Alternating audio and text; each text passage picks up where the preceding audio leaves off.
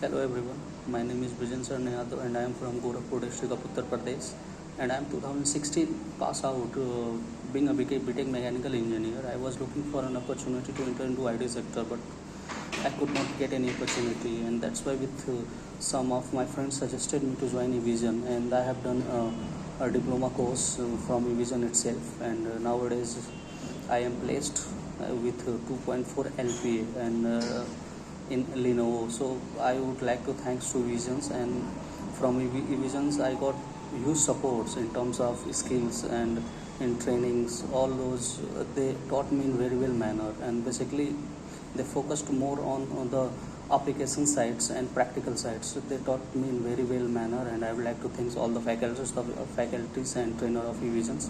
So thank you again Evisions for giving me an opportunity to enter into MNC in IT sectors, and that's I think I'm happy with all my efforts as well, and as well as the efforts of Evision. So thank you Evision, and thank you.